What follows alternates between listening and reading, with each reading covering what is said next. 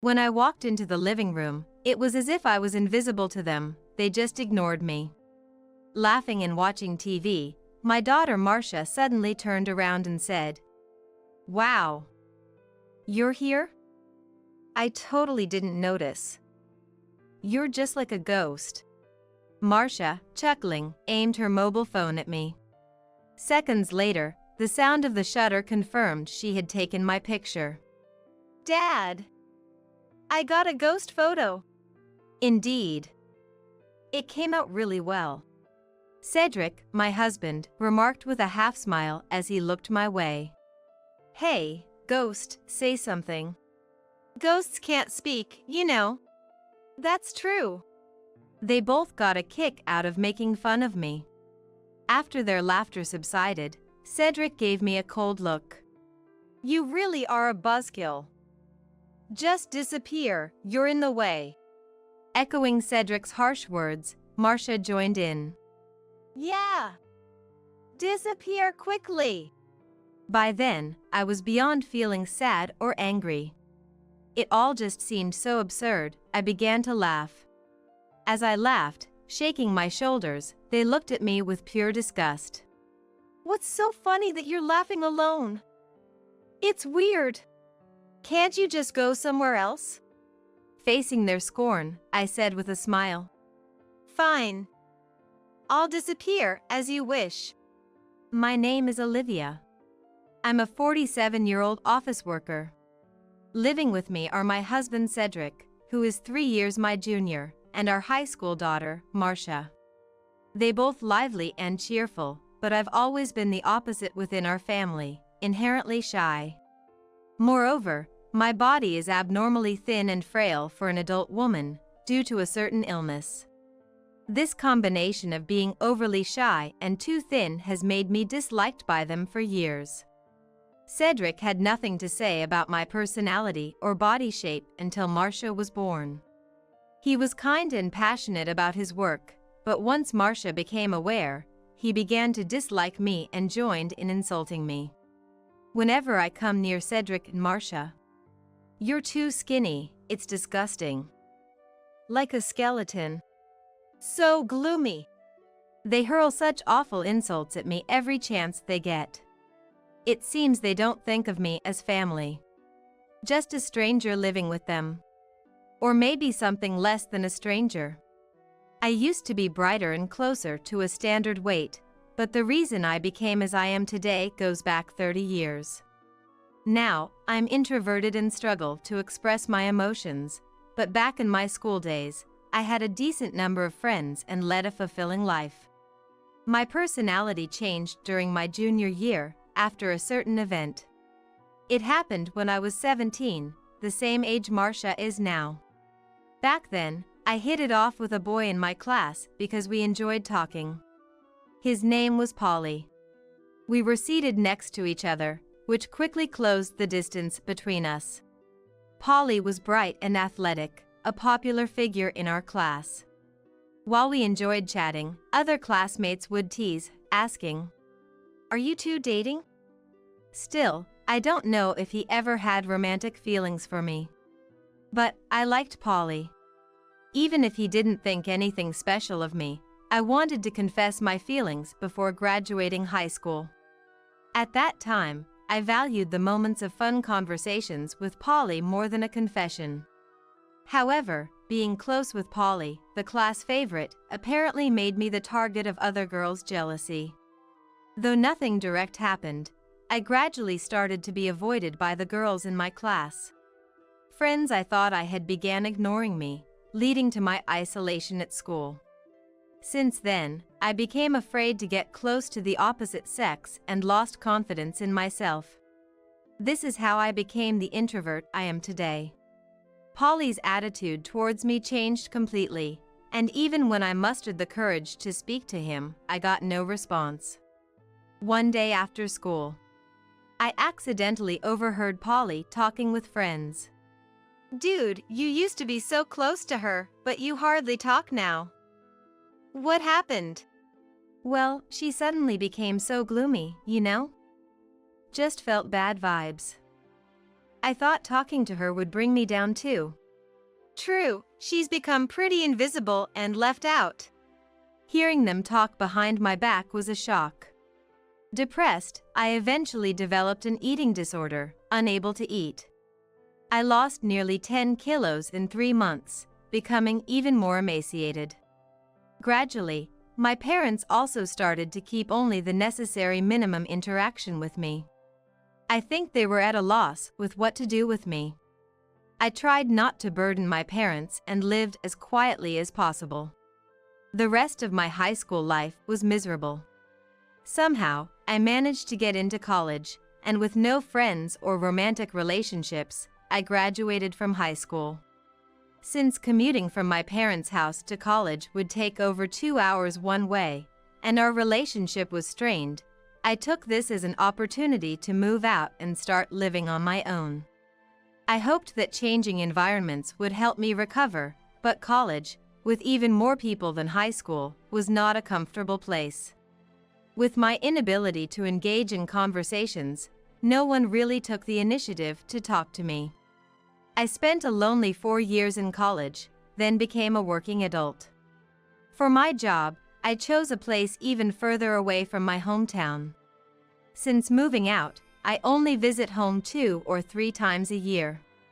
The company I joined had roles like sales that required going outside, but during the interview, I honestly spoke about my illness and personality, expressing a desire for office work.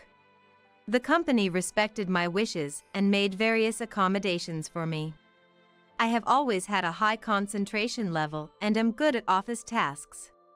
My attitude towards work has been recognized by my superiors and colleagues. Unlike my high school and college days, my colleagues at work showed understanding towards my personality and eating disorder. Blessed with a good work environment, I even managed to build good friendships with some colleagues by hanging out with them occasionally. However, when it comes to romantic relationships, I thought it would be impossible for me in the future. I had become able to talk to men at work, but to be honest, I still felt nervous. I had given up on the idea of not just dating, but getting married altogether. But in my 3rd year at the company, fully adjusted to the workplace, a new male colleague who joined that year began to make strong advances towards me. That person was Cedric, who would later become my husband. "Olivia, are you free this weekend? Would you like to have dinner together if you are?" "I'm sorry, this weekend is a bit." "Is that so?" "Understood. I'll ask you again another time." From the first time we met, Cedric never once brought up my appearance or personality. He is cheerful and takes his work seriously. I gradually found myself drawn to him, but due to past experiences, I hesitated to take the next step. Cedric's advances continued for about a year. We had occasionally met outside for shopping or movies, but considering my illness, I had refrained from going out to eat with him. However, one day, I finally gave in to his invitation and agreed to go out for a meal together. This place specializes in chicken noodle soup. I thought chicken noodle soup might be okay for you, Olivia. Plus, the restaurant has partitions, so we can relax without worrying about other people's eyes. He was aware of my illness and seemed to have made various considerations for me. Thanks to him, I was able to enjoy dining out in a relaxed manner for the first time in a long while. "I'm seriously in love with you, Olivia."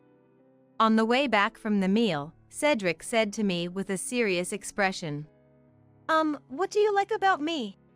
"It's because you're calm, Olivia. I feel at ease when I'm with you. And sometimes, the smile you show me is so cute. That's why, please go out with me." I still remember the earnest expression Cedric had at that time.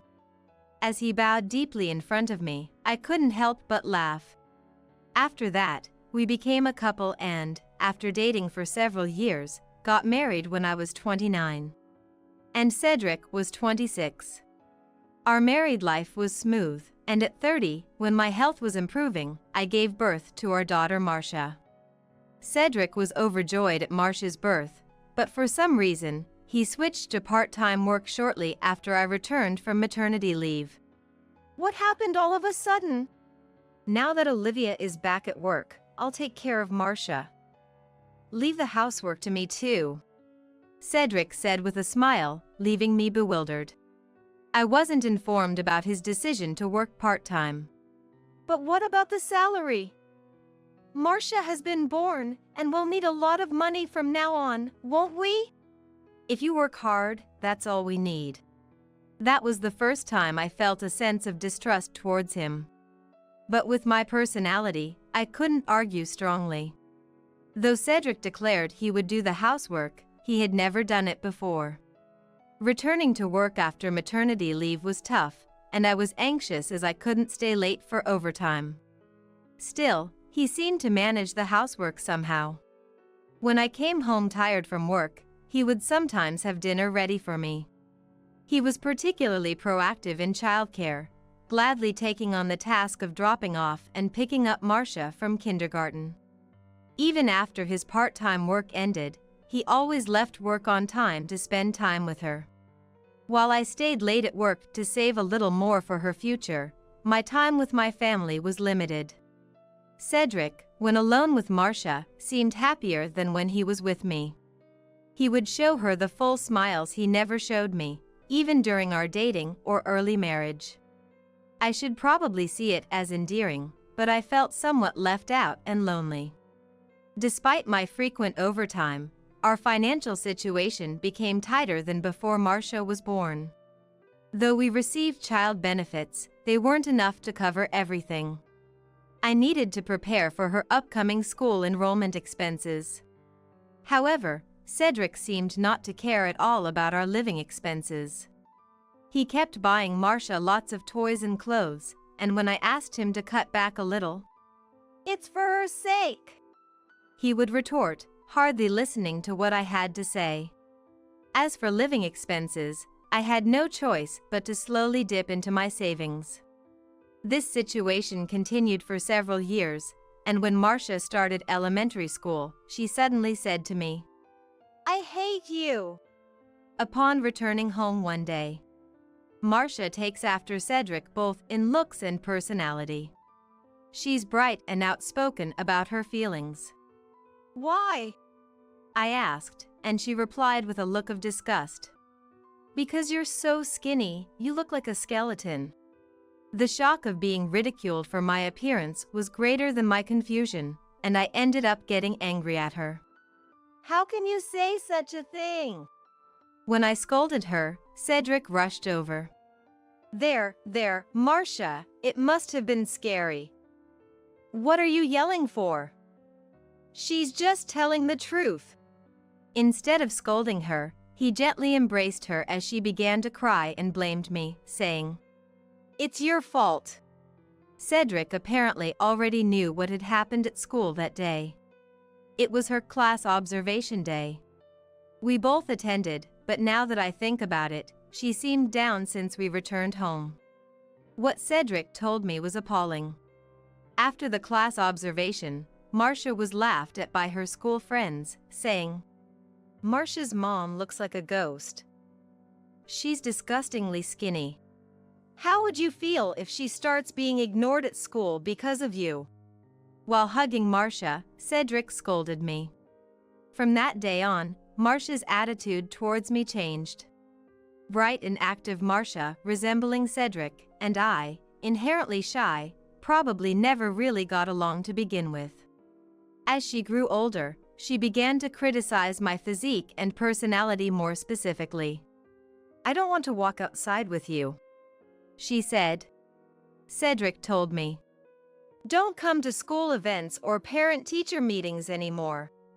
I had no choice but to comply, missing not only sports day but also the elementary school graduation, middle school, and high school entrance ceremonies, with Cedric attending alone. When Marcia became a high school student, her rebellious phase worsened, and her verbal abuse towards me intensified. Being ignored was the norm, and when we did talk, it was either to demand more allowance or end in insults. Lately, she often comes home late at night. This day too, she returned well after midnight. She dyed her hair adorned with multiple piercings. Her appearance was flashy, a far cry from her cuter days. Marcia, coming home this late again, what on earth were you doing? Shut up! It's none of your business when I come back, is it? Even as I called out from the living room, Marcia didn't listen and locked herself in her room. On another day, the school contacted me about her attitude. You left school early today without telling any of the teachers, and it's already midnight. Where have you been all this time? It's none of your business. You're always so annoying.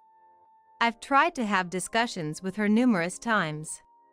But she would scoff at my firm attitude as if it were ridiculous and completely ignore what I said. Then Cedric would intervene. Dad, help! She's being so annoying.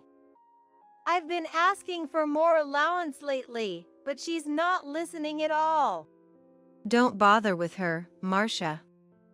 Dad will give you your allowance. Pointed at by the two of them, I was starkly reminded that I was not being treated as part of the family by them. He said he would give her allowance, but the source of that money was ultimately me. Cedric, who always readily buys whatever Marcia wants and has almost no savings, would later come to me asking for money. That day, I quietly cried in my room. No matter what I said, it didn't reach her heart, and Cedric also seemed to think of me as a nuisance. Where had the kind him, who used to be considerate towards me, gone? Or had he always secretly despised me from the moment we met? Doubting them both, I began to fear eating again. I had reached my limit. Unable to bear it any longer, I decided I would leave the house soon. But with almost no savings left, what would I do after leaving? The next day, while working with thoughts of the future lingering in the back of my mind, my boss Dylan approached me. Olivia, isn't it about time for a break? Can I have a word? As I was just about to take a break, I said yes, stood up from my seat, and followed Dylan to the break room. As soon as we sat down in the break room, Dylan, with a serious look on his face, asked, Is something wrong? You seem down, and your complexion isn't great. I'm here to listen, if you're okay with it. Dylan offered kind words. I decided to consult him about my home situation. Actually, I have something I'd like to discuss. It's hard to talk about at work, so could we possibly meet on my next day off? Dylan readily agreed. He's someone I trust the most, having taken great care of me since I was a new graduate. When I joined the company, he was a manager, but now he's risen to the director of human resources. When I visited Dylan's house on a weekend afternoon, his wife Lily was also there, and I told them both about them. Recalling the treatment I had received made me cry, and by the end, I couldn't stop sobbing. I had no idea your home situation was like that. Why didn't you talk to us sooner? Lily said, tears in her eyes, as she gently embraced me. I had always wanted their help, but didn't want to bother them, so I never spoke up. You helped me out in the past. I want to help you in your time of need. I'll do whatever I can to support you, Dylan said with a pained look, yet nodded firmly. There had been a time when the company was involved in a scandal, and he was wrongfully suspected of being involved. But the real culprit was someone else, and he was innocent. I had quickly realized his innocence and, despite being new, reported it to the higher-ups. As a result, the company underwent an audit, and his innocence was safely proven. This incident led me to frequently visit his home, becoming close friends with his wife, Lily, and now we share a strong bond of trust. I didn't know Cedric was such a terrible person. I'm sorry for not noticing. Dylan apologized, and I shook my head. Cedric's attitude at work hadn't changed since he was a newcomer, but Dylan had felt suspicious when Cedric requested part-time work after my maternity leave. You should divorce such a man immediately. Right. Olivia, you've lost weight again, haven't you? It's best if you leave the house as soon as possible. Dylan and his wife advised me, and also offered. After the separation, you should stay at our house for a while. Living in a single-family home, they were alone since their children had moved out. And they said they had a spare room. I couldn't stop my tears at their kindness. With their generous support, I solidified my decision to divorce. Furthermore, he suggested that some sort of sanctions should be imposed on Cedric and Marcia. Asked if there was any leverage I might have, I pondered for a while. Come to think of it, wasn't there a rumor about Cedric having an affair at the company a while back? This was something Cedric didn't know.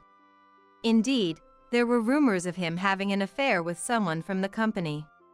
He had begun to spend more time away from home since Marcia entered middle school.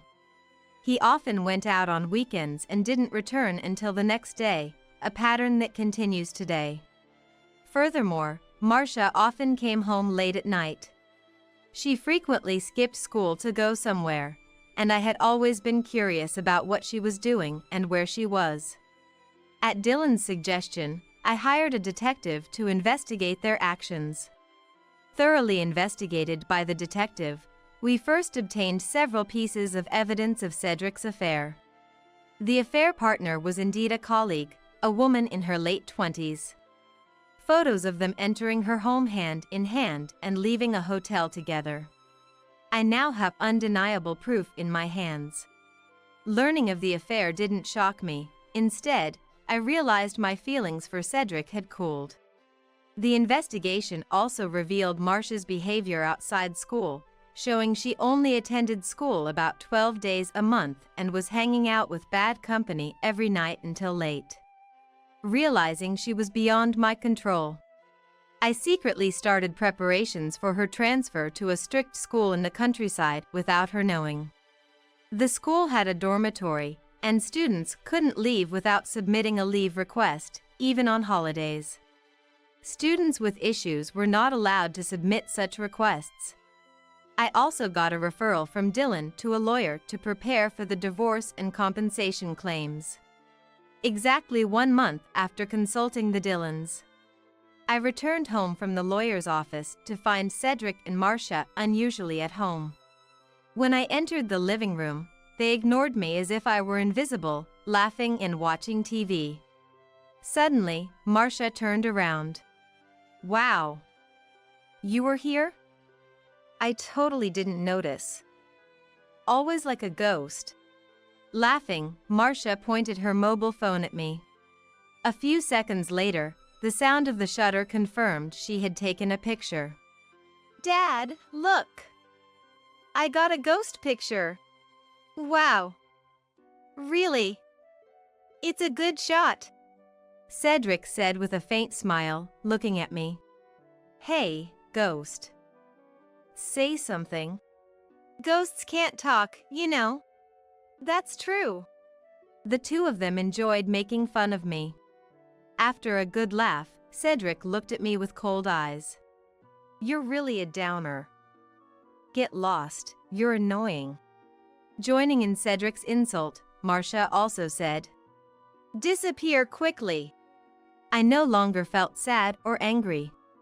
It all seemed so ridiculous, I began to laugh. As I shook with laughter, Cedric and Marcia looked at me with utter disgust. What are you laughing at alone? Creepy. Can't you just go away? Faced with their disdain, I clearly said with a smile. All right then. As you wish, I'll disappear. That night, without telling them anything, I left the house, abandoning all household chores.